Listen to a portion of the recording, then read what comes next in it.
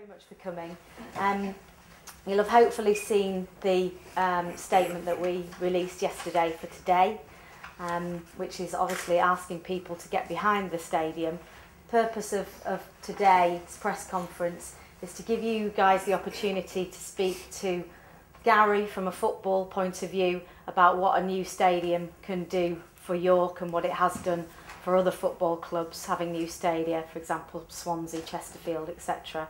And to also ask him about the struggles if we were to go part-time and the disastrous consequences not having a stadium would have for York City from a football point of view. The other side of it is that Jason is here representing the football club and also representing JM Packaging today to read a statement which we will all be giving you a copy of. And it's just to emphasise the football club's financial contribution towards the community stadium project, which is really important, and we want to obviously get our point across that we're going to be significant stakeholders and are determined to contribute towards the funding of the project. So I'll let you, Jason, start with his statement. Okay, hi everybody. Jason McGill, Chairman of York City Football Club and Managing Director of JM Packaging Limited, the football club's parent company. Since 2003, York City Football Club has been working hard to try to realise a new community stadium for the city. We're very pleased that with the support of the new council administration, we now have an opportunity to make this happen, and that a planning application for the community stadium and the adjacent retail development has now been submitted by Oakgate. Due to the fact that no protective sporting covenant was placed on Bootham Crescent in the past, it allowed previous directors to transfer the ground into a holding company and sell our home to developers. Thanks to the Football Stadia Improvement Fund, we were able to intervene and save the ground by borrowing £2 million to buy back Bootham Crescent. It was agreed by the FSIF that this £2 million loan would be converted into a grant if a new stadium has commenced development by 2013. It is therefore the aim of York City Football Club to contribute £2 million to the new community stadium project, and we are working closely with the City of York Council to maximise the value of Bootham Crescent to allow us to do this. With this in mind, York City Football Club's parent company, JM Packaging Limited, will waive our entitlement to all of the interest and dividends owed, an estimated £650,000, and donate this amount to assist the £2 million York City Football Club investment in the new community stadium. JM Packaging will not profit from its investment in York City Football Club or the sale of Bootham Crescent, and will only receive back the funds we have put into the club for its survival. JM Packaging will make this contribution to the community stadium project subject to clear-cut delivery of the stadium and agreement with the Supporters Trust. JM Packaging Limited is a local business, owned and run by local people, and has the best interests of York City Football Club and the community at heart. We will continue to fund York City going forward, and we will do everything we can to make sure the football club has a bright, secure future in a new community stadium. The last bit I'd like to say is that we would urge the people of York to support the community stadium project by writing to and lobbying the local City of York councillor. A list of contact details for local councillors can be found at www.astadiumforyork.com. Thank you.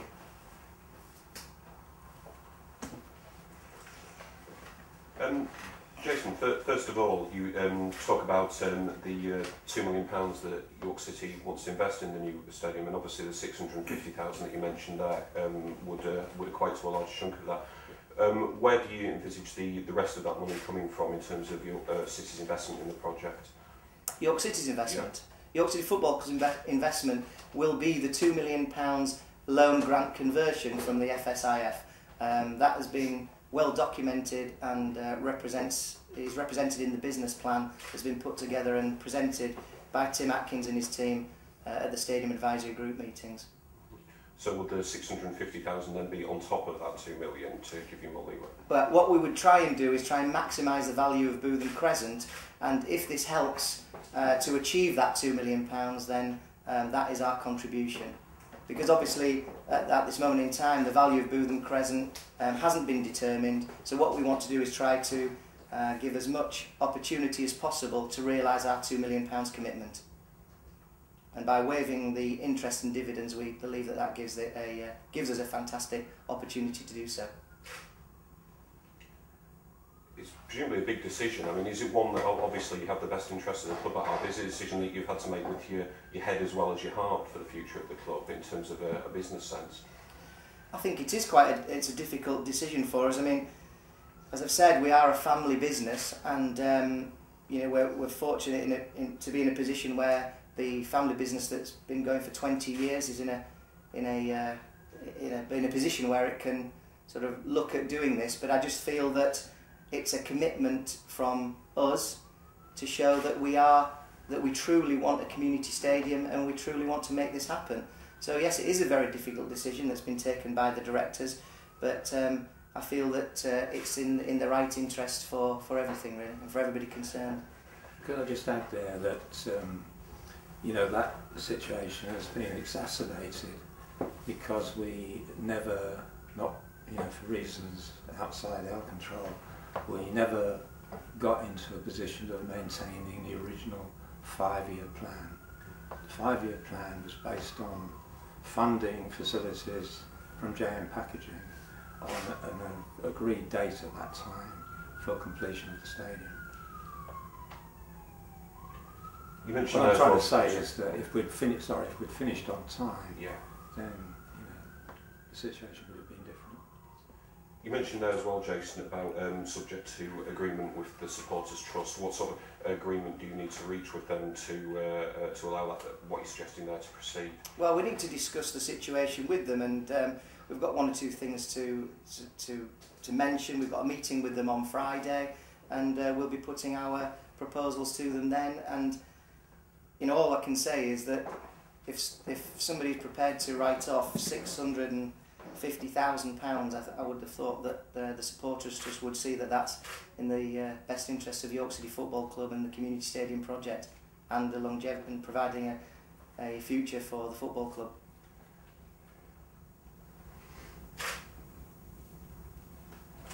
You've had a frustrating years really, I think, with this project, haven't you? Trying to get it going and all the obstacles. Do you feel with the planning application going in and obviously this statement today that you're finally beginning to trundle on with it? Yeah, I think that the planning application has actually precipitated the statement today.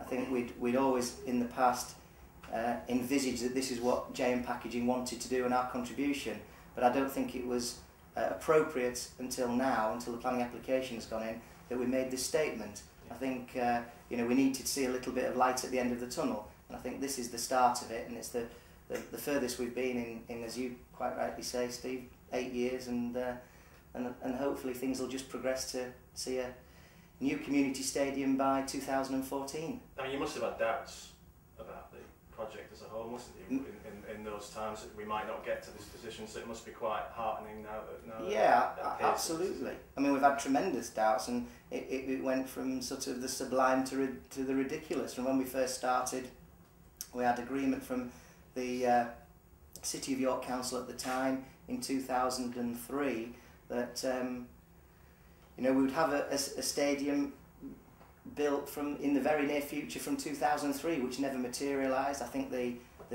Hung Council did sort of protract where we are now, and I think with the new council administration, who have been, I've got to say, tremendously supportive and 100% supportive behind the community stadium project, we now feel that there's been this sort of, I wouldn't say a sea change, but there's been a practical move to help this happen. I think it is interesting to note that in all the meetings that I've had with previous councils, that certainly the Liberal Democrat Council have always been in favour of this project, always knew that there was going to be enabling development required to fund the stadium, and the Labour group as well have stated the same. I think it's only really that the Conservative politicians that have been not really supportive of this project, but certainly the council leadership have been supportive over the years. I mean, do you see this as an apolitical project, really? Absolutely, should cross all political party boundaries. I mean, and I think you can see that by the local York MP Hugh Bailey and Julian Sturdy, the MP for Outer York, both committing themselves to supporting the delivery of this project. So I do think it does cut across the party political lines. I think the other, if I just add a point there, I think the large frustration is that right from the very start, since 2003, there's always been not a confirmation, an affirmation from the City of York that we would proceed to a community stadium. And in my experience at any meetings I've been at, there's never been a moment when there's been a statement that we would not have the City of York community stadium. So that's been the large frustration part. I mean, maybe it would have been a better set of circumstances right at the beginning if somebody had said no. So we've tried to sustain it through a whole process of delays and, you know, funding requirements that weren't actually acknowledged or accepted at the time. You know, I come back to this 5-year plan that we had to keep the football club in existence. Well, that's now been exceeded by 3 years, 4 years? Well, it will be by the end of by the time that the stadium is built. It'll be it'll be 3 years in advance of where we were. And you've talked in the past, haven't you, about the future of the club depended on this new stadium. In those times of delays, were there moments when you thought we're in a bit of trouble here if this doesn't get sorted out quickly? I think we were always practical and realised that, I think we made the statements on numerous occasions that the light at the end of the tunnel with the stadium keeps us going. I think, you know, that and promotion. I mean, there are two key things that I require really as a board of directors, that we would require while we're sort of looking after or running the football club, and that would be promotion and the new community stadium. Yeah. And I think there are times where you see the delays and you think that it's not going to happen, but that's why I think, going back to what I said earlier, Steve, that this statement has really been in conjunction with working with the new council leadership, and also with the planning application being submitted on Monday of this week. Just one thing, Jess. I mean, as you've made the position clear, the stadium is absolutely crucial to the future of the club. One thing that we see with fans on our website and what have you, there is, and as a City fan myself, there is always going to be that little knot if one day you do leave Bootham Crescent. As someone involved with the club itself, how big a wrench would it be to leave, as inevitable as it is? I think it's a good question. I just think for a football club in the 21st century going forward, we need 21st century facilities. We need spectator, commercial, community facilities that the city should be proud of. This has got a lot of history, but the stadium is, Bootham Crescent, it's a 1932 stadium. There are a lot of repairs that are needed at the stadium that will incur significant cost, and I feel that really it's the only way forward for the football club. And I just add into that there's absolutely no facilities here at Bootham Crescent to generate additional income other than match income. And any sustainable stadium these days needs that opportunity to go with it, and it simply can't be delivered here. Other facilities, we go to other stadiums and you see how those other stadiums are used, and it's not for the want of trying, we simply don't have the facilities here. So it's essential just from a financial point of view as well to have a sustainable stadium. This costs an awful lot to maintain, and I've said in many programmes we have to maintain with sticking plasters at the moment, because once you start looking at some of the work that needs doing, it's an awful lot of money. So the long-term future has got to be a new modern facility. Turn to you, Gary. When you see the sort of pictures behind you of what the new ground will look like when it's finally built, I mean, what do you feel about it and the project as a whole? Gives me a buzz. You know, it's something when I first came and spoke to the chairman about the job here at York, that it was mentioned to me, and I sort of sat up a little bit, and you know, it excited me, because I think, like anything, if you want to succeed, you have to move on. Not many people like change, and it's always difficult to change, but if you want to move on, you want to be successful, and we do. You know, the chairman's mentioned about promotion. That's my job to do that. I'm positive I can do that at this football club, but to do that and move into a new stadium, to be in the league, would be absolutely fantastic. And you know, as much as the history and everything that comes with football clubs, that history will never go away. You know, that's always there. Moving on, moving forward, taking this club forward. You know, I just think, you know, the chairman, the board of directors are looking to do this community stadium is incredible for this city. I think it needs it. I think it's a boost it needs. Certainly for me as a football manager, and players that, you know, want to play at a good level of football, to look at that and know what will come with that as a player, you know, makes them another foot taller. You know, it makes you want to come into work. It makes you want to succeed.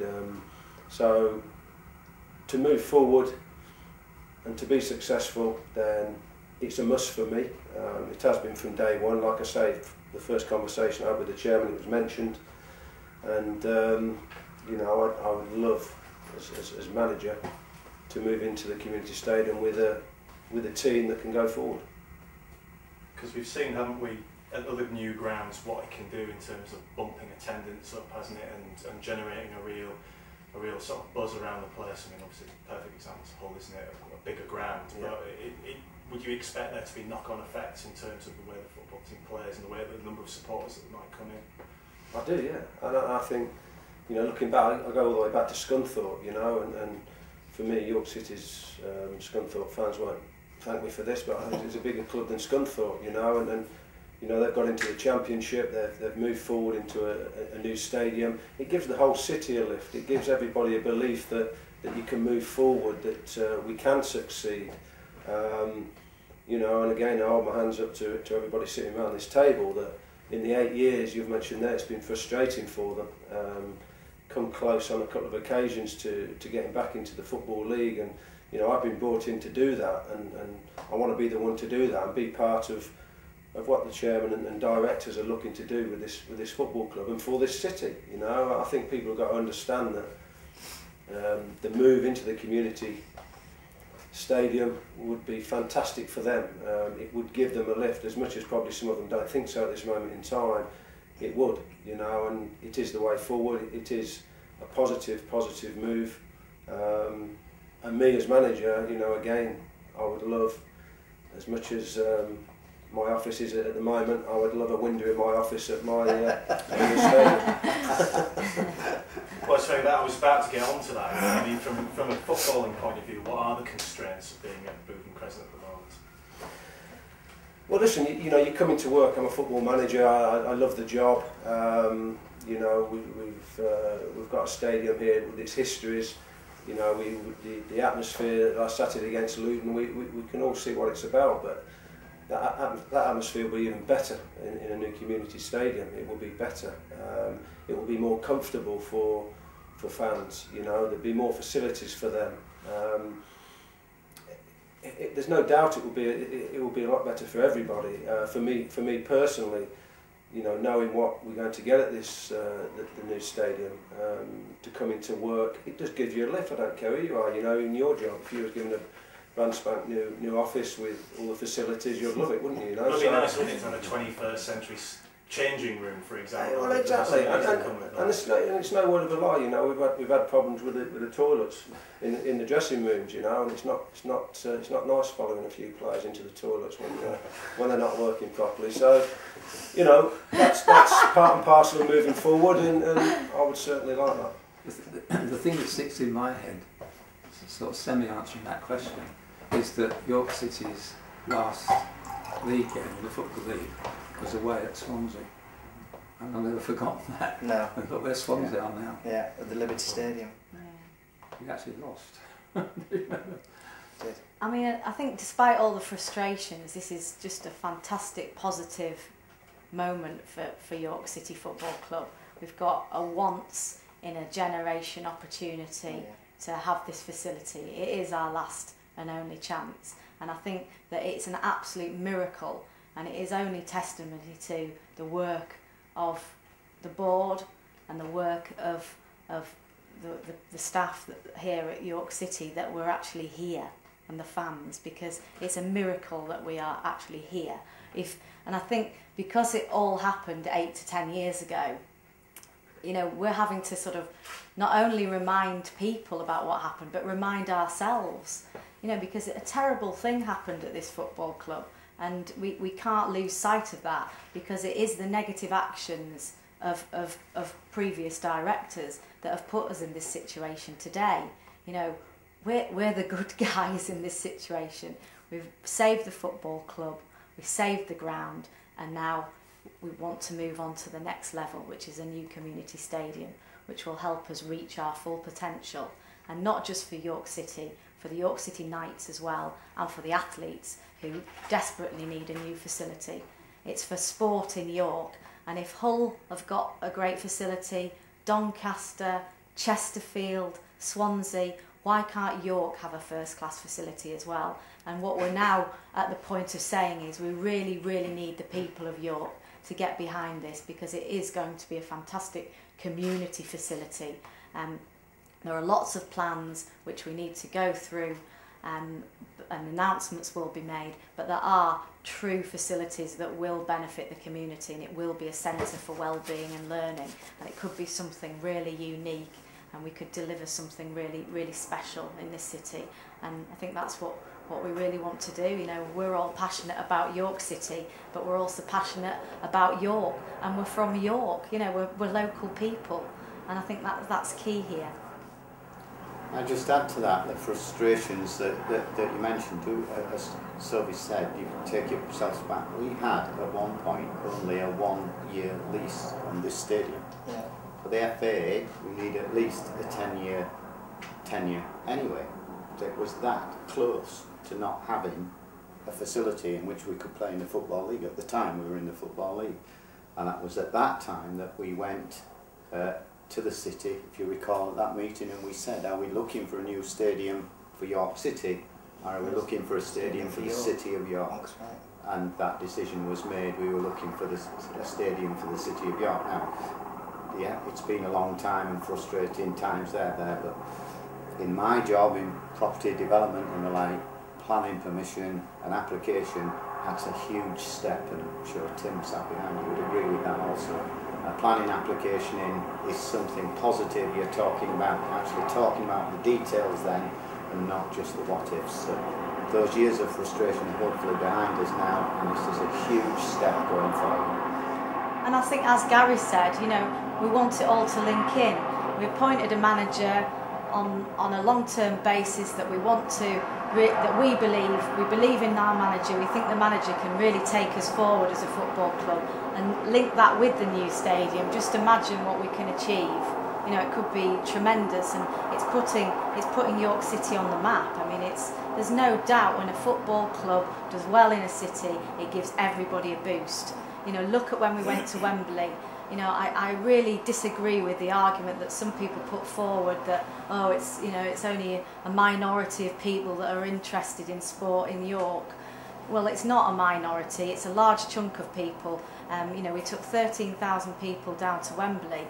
But also, apart from that, you know, are you a minority if you go to the theatre? if you go to an art gallery, you know, this is a massive cultural issue for the city, and it's important. It's not a minority when you work in this city and talk to everybody, because everybody starts the meeting with me to say, see the result from last night or whatever. There's a lot of people out there who, with better facilities, and from the business sector, with better facilities here for corporate entertaining in a new stadium, I think will undoubtedly use it, and we'll see a massive increase in that. I've got just a point about points you're making about the ambition of the club and the ambition of the city. I made a presentation to York Property Forum last night, and one of the things I was saying about where we were, and it's going on the point about Swansea, you know, the last game you played in the Football League was at Swansea, and look where they are now. And you know, is it wrong for York to strive to be like a city like Swansea, Wigan? I mean, they've got Premiership teams, Norwich. You know, why shouldn't we be competing with places like that? At the moment, we have more in common because of the leagues that York City are in and York Knights are in. The town we've got most common in is with Barrow. Yeah. And you know, my question to you is, you know, should York as a city be striving for something better? Of course it should. Absolutely, it should. Absolutely. I mean, you know, what a lovely city York is. The size of the city. You know, the impact that it has nationally, internationally. And you know, we should be looking at and comparing ourselves with cities that have superior sporting facilities. You know, so I absolutely agree with that. But overall, it's positive. We're at a positive stage, but we just need the people of York to get behind this, because the decision is likely to be made in January. So we're going to be working really hard over the coming months to galvanise support and you know, call on all our friends to come forward and speak out for the community stadium. Okay. Right.